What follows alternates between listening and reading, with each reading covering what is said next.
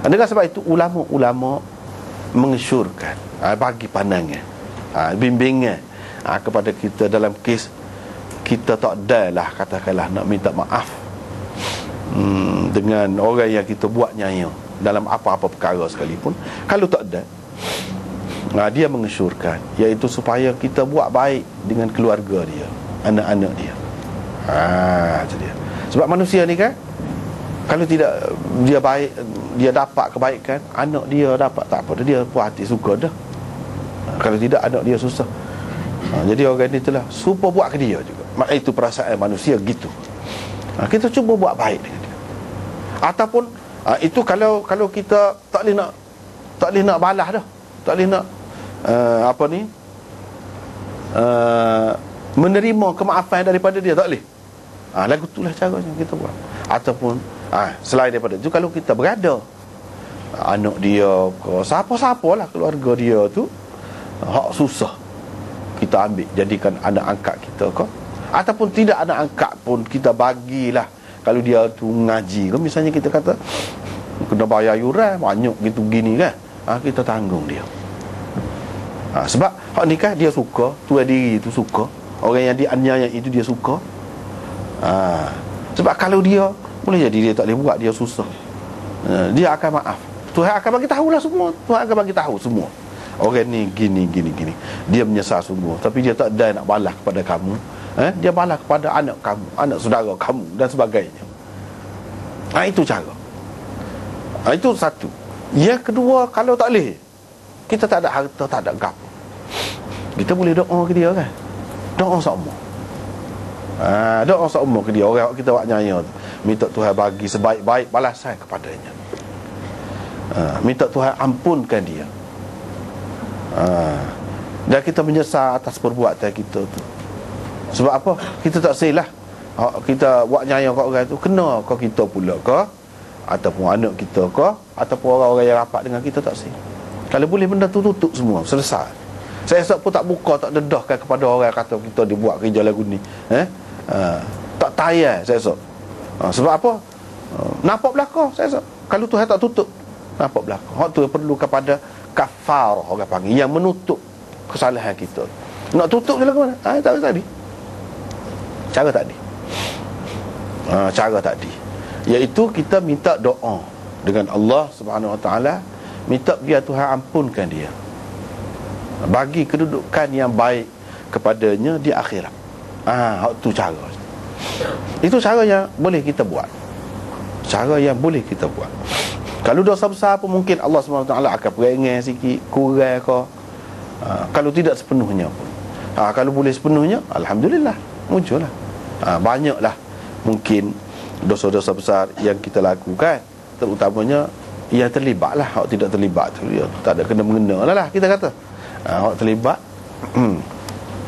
misalnya kita kata tadi pegawai, dia ada kuasa kan, dia boleh nak bui tanah ke orang tu, tanah ke orang ni, apa salah tu?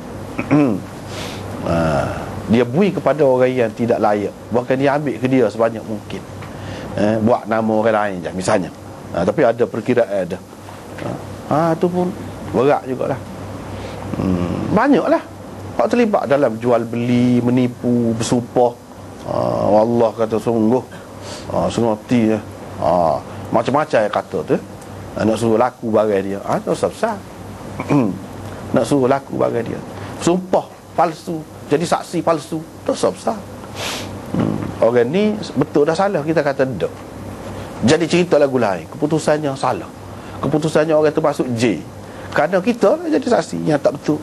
Dosa besar banyaklah. Dosa besar ni banyak. Hak dalam kehidupan kita ni, hak mana berkenaan tu banyaklah. Kalau orang tak berniaga, tak ada lah masalah niaga dia tu.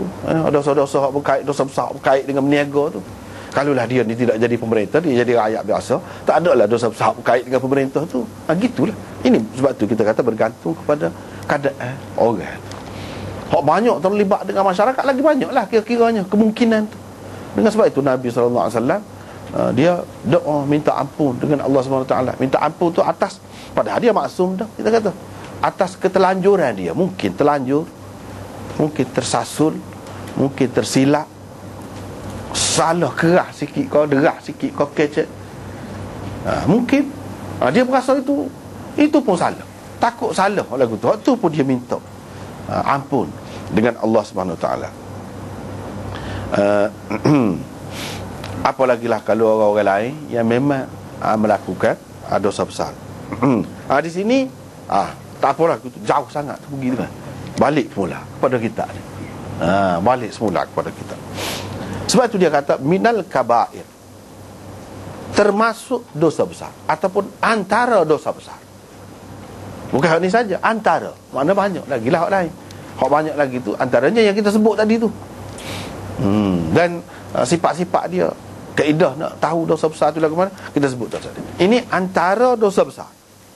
Maknanya kabair tu banyak sebab dia guna jamak. Imam Bukhari guna minal kabair. Kabair jamak kepada kabirah. Makna dosa besar ni banyak, jamak. Bukan dua je tu. Lebih daripada dua. Seperti yang disebutkan tadi, berpuluh-puluh, bahkan beratus-ratus kalau nak kira secara umum, dengan tidak ditapis. Dengan tidak ditapis dan ditakwil makna dia tu, maka sampai beratus-ratus lah.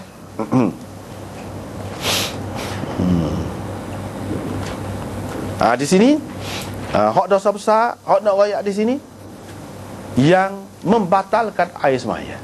Benarnya tak ada sebelah mana, iaitu tidak menjaga diri daripada air kencing. Tidak menjaga diri daripada air kencing ini, selain daripada membatalkan air sembahyang, merupakan dosa besar juga. Dosa besar. Dan dosa besar ni akibatnya dirasai di dalam kubur. Di dalam kubur, bukan di padang mahsyar, bukan dalam neraka. Hak disebut dalam hadis ni dalam kubur. Maknanya kehidupan kita selepas hidup di dunia ni ada beberapa tempat. Nabi SAW menceritakan setengah-setengah dosa kita tu balasan dia di dalam kubur, setengah-setengah di padang mahsyar, setengah-setengah dalam neraka. Tiga tempat tu. Tempat utama. Tempat utama. Tiga. Hak ni, hak dia sebut akan diterima oleh pesalah dia tu, iaitu dalam kubur. Bukan hak ni saja, banyak lagi. Hak kena seksa dalam kubur ni, akibat diseksa dalam kubur, antaranya hak tadi, hak ambil tanah orang. Ambil tanah orang ni, sebab tu ulama-ulama suruh beringat, tidak nanti ambil apa dia ni, wak lari penanda tu, tara tu, tidak nanti hak lagu tu, ambil pasir dalam tanah orang, ambil pasir buat kelip dalam tanah dia, tak boleh. Segenggai pun tak boleh, kena minta izin dengan dia. Tidak nanti lah mana. Cuma takkanlah kita kata kerana ambil pasir segenggai tu jadi hukumannya sama. Tentulah tidak. Tapi ada kesalahan juga, itu dikira salah juga. Jenis kesalahan tu lah juga. Jenis kesalahan tu banyak. Hak ni disebut hak kencing. Kerana tidak menjaga diri daripada air kencing sendiri. Kita tengok dulu nota 97. Imam Bukhari mengemukakan bab ini dengan tujuan menyatakan beberapa perkara. Apa dia mari bab? Antaranya, yang pertama, air kencing manusia itu najis. Yang kedua, tidak menjaga diri daripada air kencing termasuk salah satu dosa besar kerana ia mengakibatkan tidak sah sembahyang dan lain-lain.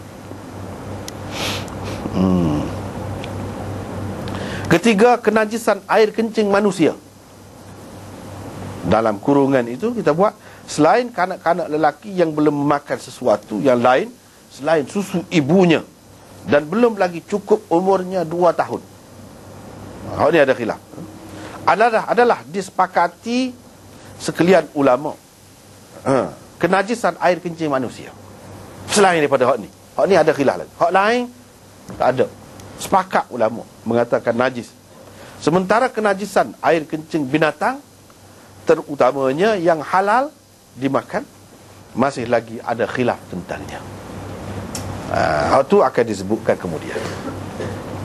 Tapi kalau air kencing manusia, semua kata najis. Kalau nak ada kecuali pun ada khilaf. Air kencing kanak-kanak lelaki hak tadi, itu pun ada khilaf. Ada hak kata hak tu pun najis juga. Cuma cara pembersihan dia tu berbeza daripada najis yang lain. sebab dianggap ia sebagai najis yang mukhaffaf.